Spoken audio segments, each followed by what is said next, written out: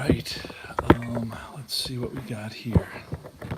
Trying to set this up to run a tutorial on History Maker Baseball. Welcome to Combat Painter's Winter Tabletop uh, Baseball channel, where I spend the winter, a mild winter. Let that be said. Here in San Antonio, Texas, playing tabletop baseball games, and sometimes I broadcast them. Uh, so I want to do a quick. It's the eighth. It's the top of the eighth inning. I'm keeping score on the traditional way on a scorecard, a paper scorecard. To the left of me, I have the camera to the right of me. Um, so we have, as you can see, we have the visiting pitcher, Oil Can Boyd, going up against the Mets, and then we have Bobby Ojeda going up against Rich Gedman. And each one of these cards has some qualities, as you can see, slugger and semi-eager. And then he has a running quality, a fielding quality, and an experience quality.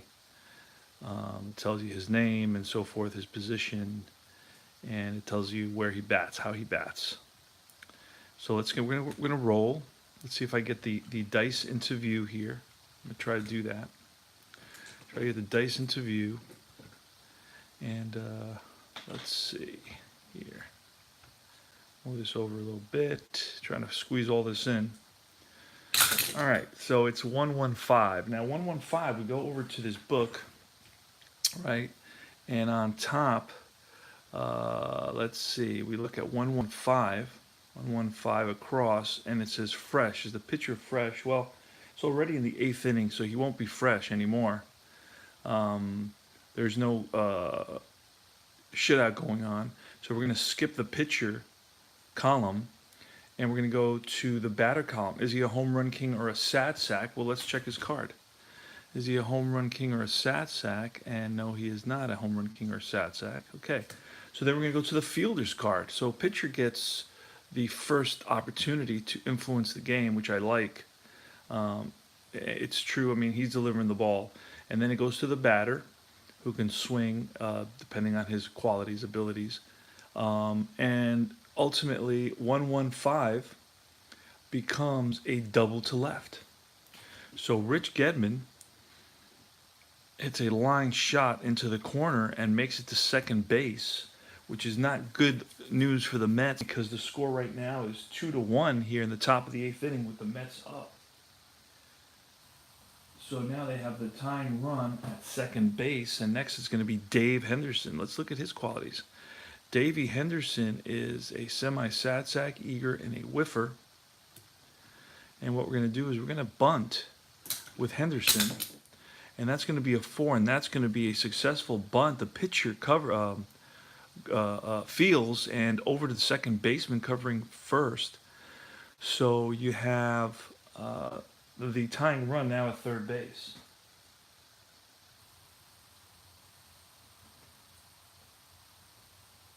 So the infield is going to be in. It's going to be Spike Owen. Spike Owen is going to be the batter. But it looks like Boston is going to go to a pinch hitter. Let's see who we have here as a pinch hitter.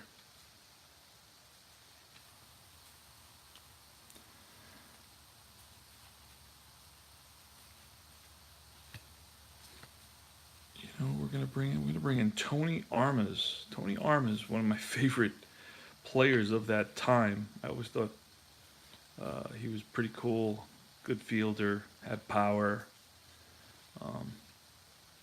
So Tony Armas is going to pinch hit. Tony Armas' card is a semi-slugger, semi-eager, and a semi-whiffer. He's going to pinch hit for Spike Owen, and let's see who's going to play short. Then it's going to be Ed Romero playing shortstop. So let's write in Armas, pinch hitter, A. All right. See what happens here. Infield is in for the Mets. And here's the pitch from Bobby Ojeda, 146. 146 asked me if he's flash, and he is flash. And let me show you. You look at Bobby Ojeda's card. I just show you the first column, right? I don't have a lot of light. I don't know why I'm. Okay, there it is. So he's a flash, and the decider die, as you can see there, you see, shows that it says yes, he is flash. So that's going to be a 146, and let me show you where that is. In the pitcher column, 146, it's going to be flash, strikeout, unless he's a good eye, right? And that's what that little eyeball means. A good eye means that he has an exceptional strike zone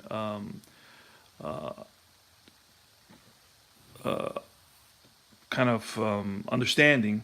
The batter has a good eye at the plate. Wow, that was difficult to get out. Anyway, he doesn't have that quality.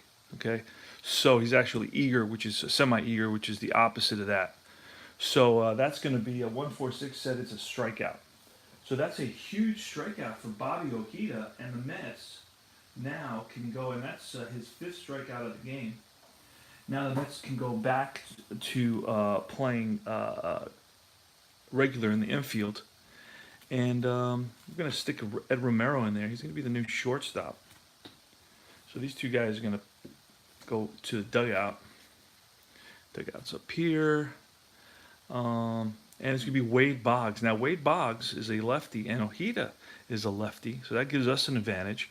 But Wade Boggs is a tough hitter to face. Extremely tough. And look at, you can see all his top quality hitting abilities. Hero, champion. You definitely don't. That means he's one of the better hitters in the league. I know this year he batted 300 for sure. So he's trouble. So we may want to just face somebody like a Barrett, a Marty Barrett. But even Marty Barrett is a hero, and that's about a 300 hitter. But the added semi-champion on could hurt us. Definitely could hurt us. Plus, he's a good eye and he's patient, which he's going to potentially walk. We're better off facing Marty Barrett. So we're going to intentionally. But this would, of course, if we walk Boggs, it's going to put the go-ahead run on base. So I don't know that we want to do that either. So we're kind of stuck between a rock and a hard place here. We face Boggs. Do we put the tying run on base? And we probably don't want to put the tying run on base because the next hitter hits a double and they could potentially score the go-ahead run. We lose the game. We're already down 2-0 in this series. This is game 3 of the series, the 86 World Series. And as you can tell, I'm a Mets fan. So let's see what happens here. I'm going to pitch to Wade Boggs. Bobby Ojeda versus Wade Boggs. Not bringing in any relievers at this point. 256. Let's see what happens. All right, so let's look at the book. Under the pitcher column, 256. Is the pitcher a struggler? He would only be struggler if he had allowed 3 consecutive batters to reach, and he has not. He allowed a double, but then a sacrifice and a strikeout. So it's what we rolling at 256. So he's not a struggler. Champion or patient. Okay.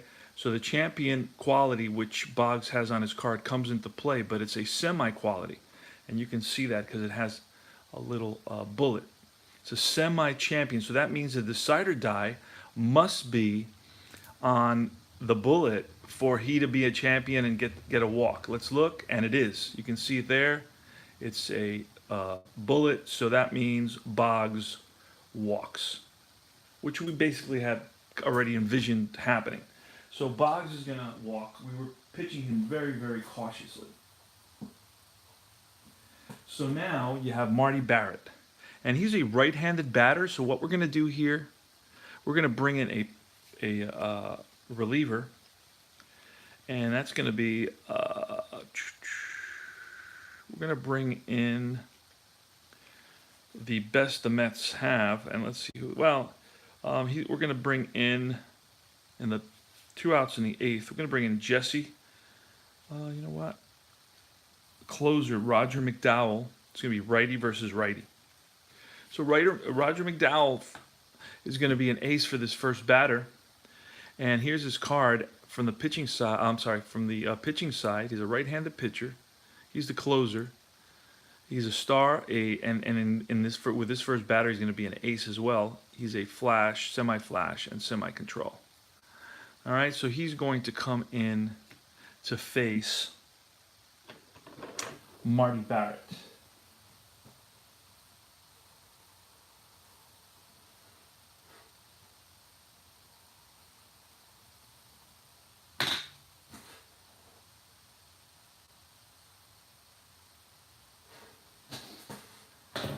All right, so here's the pitch from Roger McDowell.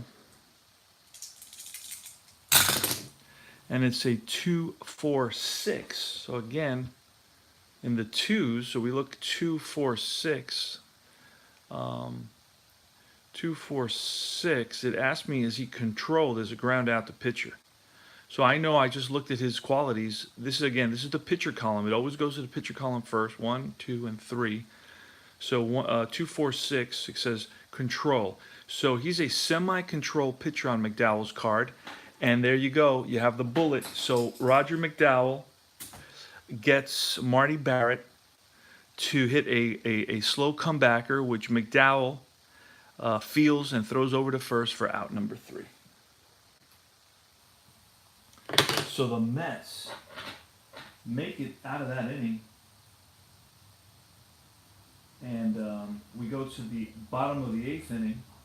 The Mets are still up 2-1 on a Gary Carter home run.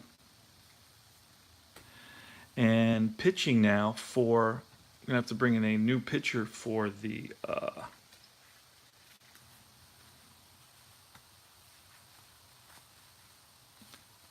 going to be Bob Stanley. Bob Stanley's going to come in there. Both closers are in the game right now. So Stanley.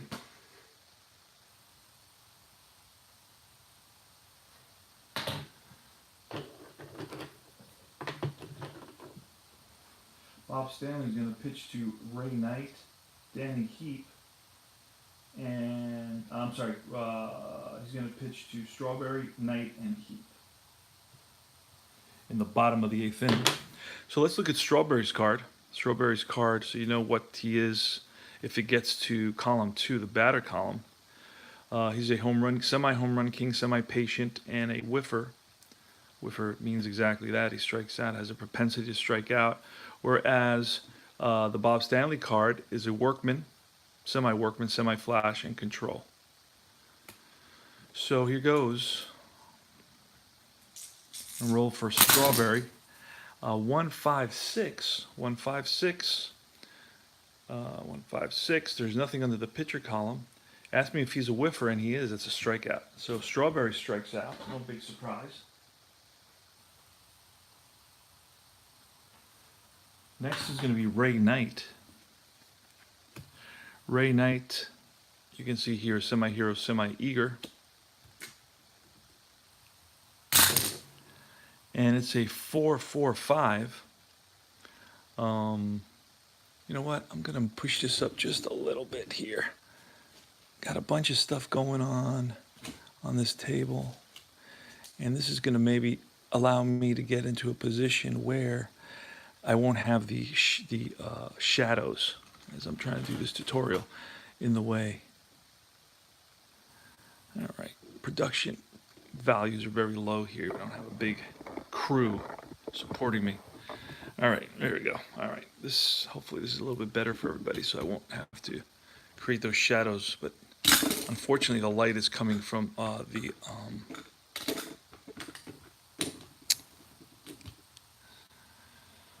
let's see. All right. I'll try to use my opposite hand, and that should be better. Let me move this up just even a little bit more. There. Okay. Should be better now.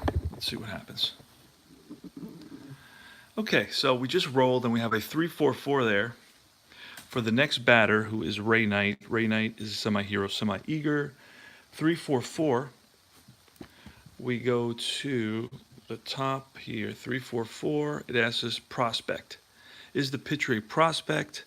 Bob Stanley is an icon, so he's not a prospect. He's not a rookie. So we go next. Is the batter patient? He is not patient. 3, 4, 4. Third column pop up to second base. Pop up to second base. And now it's going to be Danny Heep. All right, Danny Heep. Let's see what happens. And that's a 2-2-4. Look at the book, 2-2-4. Oh. 2-2-4, pitching at home. Bob Stanley is not at home, 2-2-4. Slugger. Is Danny Heep a slugger? He's a semi-slugger. You can see that there, the quality semi-slugger, and it's semi-bulleted decider die. So that says he is a slugger, and that's going to be a double for Danny Heep. Double to left, and it has a thunderbolt, and that means home run legend. He is not home run legend. That's an optional rule, and he is not that. So anyway, so it's a double. Danny Heep is on its second with a double, with 2-out double by Danny Heep. And that's going to be, Danny Heep is 3 for 3 on the day. 3 for 3 on the day. And then it's going to be Wilson, Mookie Wilson now.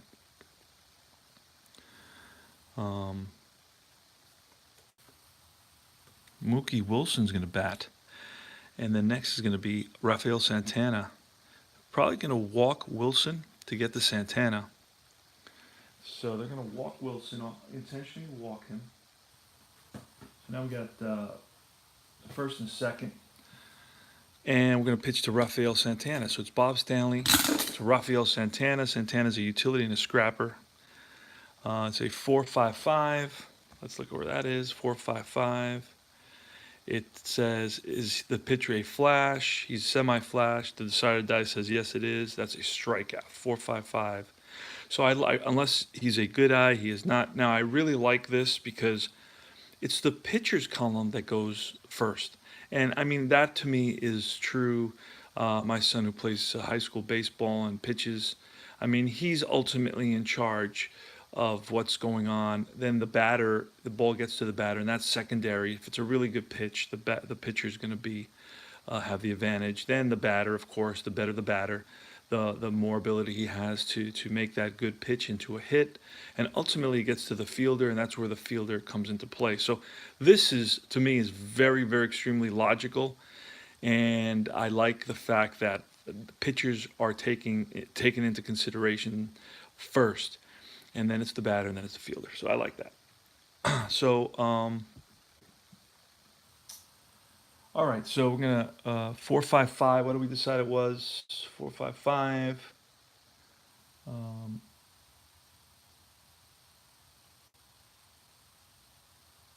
Okay. I think I just started chit-chatting. And okay, so 4-5-5. Flash. He is semi-flash. Okay, that's a strikeout. So they strike out Santana. And that's the second strikeout for Bob Stanley in the inning. And we go to the top of the ninth inning now. It's a 2-1 ball game.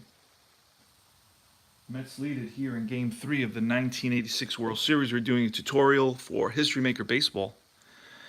And Rafael Santana stayed in the game. I mean, he's a above quality, above average fielder. He's a semi-gold. So he's made some nice plays during the World Series. So the Mets kept him in there. Okay, so leading off the top of the ninth is going to be Bill Buckner. Here we are at the Combat Painters Winter Tabletop Baseball channel. And we're running a 2-inning tutorial on how to play History Maker Baseball. So it's going to be Roger McDowell, the Mets closer, with his qualities, star, semi-flash, semi-control, against Bill Buckner, and his qualities, semi-slugger, semi-eager, and a good eye. Here we go. Top of the ninth inning. 2-1 Mets. And it's a 2-3-6. So a 2-3-6. We're going to go over to the booklet.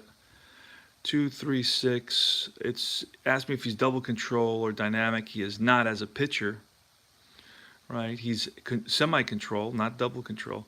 So then pitcher batting, no, pitcher's not batting. And then it's 2-3-6, a base on ball. So the tying run is on base. Bill Buckner manages a walk, and not good for the Mets. So Bill Buckner's on at first. Now, let's take a look at what we have as pinch runners here, because I don't think Buckner's yeah, he's semi-stoic. I'd like to get an active or a semi-active runner. Don't know what I have on the bench. I used a couple of players already. Romero, who does pinch running, he's already in the game at shortstop, so I may not have anybody. I got a catcher in there.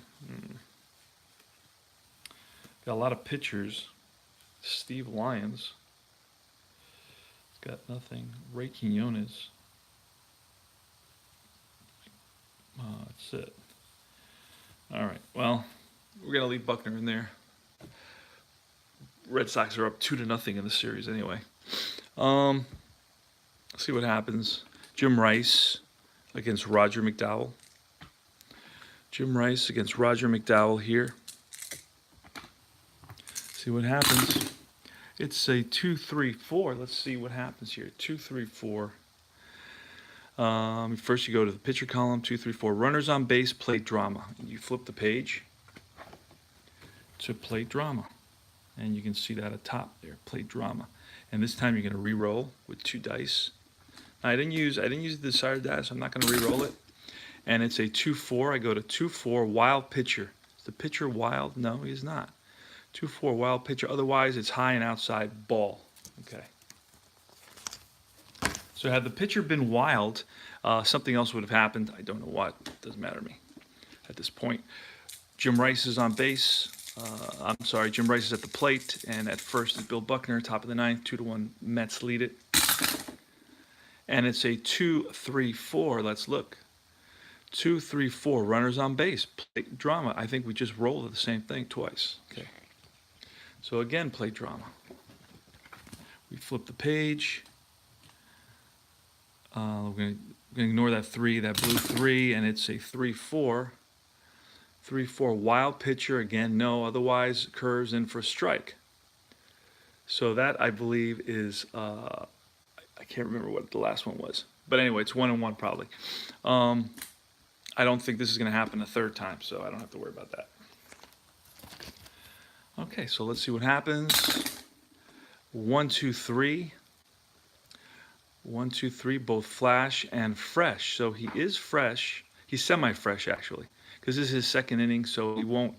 The decided die says he is not, and that's a rule from the rule book. The first inning as a reliever, you're fresh. The second inning, you're semi-fresh, which means you'll need the decider to have a bullet for you to be fresh.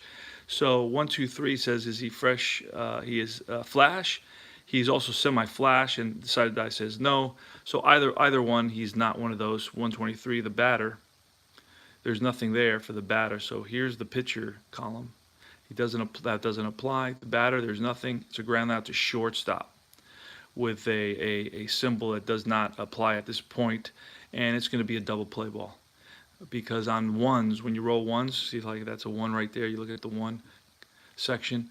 That's going to be a double play ball. It's a 6. So 1, 2, 3. It's a 6-4-3 double play. So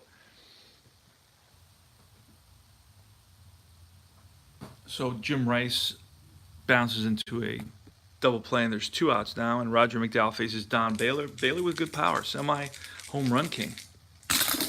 Okay, see what happens. It's 2-3-6. So with 1 swing of the bat, this could be tied up. It's 2-3-6. Let's see what happens here. 2-3-6. Double control. No, he's not a double control. He's a star. He's a semi-flash. He's a semi-control. 2-3-6. Pitcher batting. No. Base on balls. So again, McDowell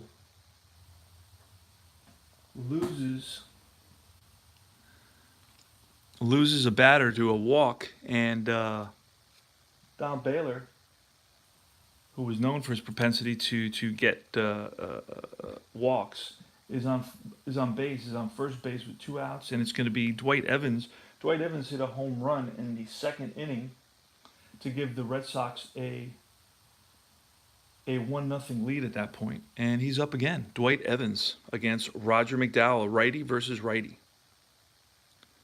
Here's the pitch to Dwight Evans, and it's a 3-3-6 now. 3-3-6. That's going to be this side. 3-3-6. Ace or dynamic. Had he been an ace, he's a star. The game would be over. 3-3-6, but he is not. So it asked me if he's sad sack, utility, or patient on the batter's card. Sad sack, utility, or patient. Let's look. He's sad sack, utility, or patient. So he is semi-patient. The decider die says he is patient. And it says sad sack, utility, or patient, called, strike 3. And the Mets win it. The Mets win it. And it's Ojeda that gets the win. The Mets win it by a score of 2-1. Ojeda gets the win, and McDowell gets the save. The series stands now at 2-1, and that was the tutorial. Now this guy, I mean, it's a real fun game. And it's real simple. Most of the results come from these 2 pages right here, right? This page and this page, page 4 and page 5. So it's a really, really great game, guys. It's a lot of fun. It's a little bit different than your typical. There's a lot of nuance and a lot of potential outcomes. It's not just a ground ball or a home run. There's a lot of different things that can constantly go on, and based on a lot of different factors that are going on in the game. You have hot batters, you have cold batters, you have umpire up here in the second. You can see this second chart has got the benches and the substitutes, and also the umpires. So depending on what umpire is where, that's going to have an influence on what goes on. But it's not done so much that it bogs down the game. Like every so often it'll happen. You'll get a big call, or a third strike call, or you'll get an out or a safe call at second base or at home plate. So it makes it really interesting. You never know when those things are going to happen. You have opportunities for home run hitters to lose a home run by a great play by a Gold Glove outfielder, for example. You have that goes on. So you have a lot of different things that come into play here. So I really like this game. I did almost a 30-minute tutorial on just 2 innings. I really, really took time to do this because I want more guys to, try this out and have fun with it. It's a little bit different, and but it's definitely a lot of fun. It's easy to create your own players. Super easy to create your own players. You run into a situation where, oh man, there's a book that teaches you how to create your own players, and it's pretty simple to follow and to pick up. So let's say you can always just get a card and cut it out, some card stock, and write in the player, and now you have a guy that played but it hasn't been carded. And that happens, with every set. You constantly have that situation. I'm moving a little bit more away from having actual lineups when I replay. Sometimes I'll grab 10 or 15 games during a season, and I'll say I'm going to replay these games. But then I really go nuts, since it takes me a lot of time finding the players that played for, had 30 at-bats that season, but they happened to be playing in these games. And but with this game, it's easy to do. You just grab a card. In some games it's a little bit harder. For Stratomatic, I use the pitcher hitting cards. For this game, you just kind of create it. You look at his stats real quick, and you can create it. It's all about propensity, to do things, and so that's it for my tutorial for History Maker Baseball. The Mets win this one by a score of 2-1. Gary Carter hit a bottom of the 6th solo home run, and before that it was a single by Wally Backman in the 5th inning that tied it, scoring Rafael Santana, who had singled, And then in the sixth inning, it was with one out. It was Gary Carter. He connects off of Oil Can Boyd to give the Mets a 2-1 victory. Ojeda did a great job. He only gave up 2 hits in 7 and 2. Oh, actually 3 hits in 7 and 2/3 innings. And then it was Roger McDowell who came in with 2 out in the eighth and got Barrett with runners on first and third. Barrett to bounce back to the pitcher for out number 3. And then in the ninth, the leadoff man walked, but Jim Rice hit it into a double play. And then again, Baylor walked with 2 outs. And then it was Dwight Evans, who had homered earlier in the game for the Red Sox only run, who came up and uh, basically struck out on a call strike 3 by umpire Bruce Fromming, uh, who was at home plate. So that's all she wrote, guys. Thanks a lot for watching, and I hope this ask me questions if you have any questions, and if I've made any mistakes, you can also mention that. Take care now.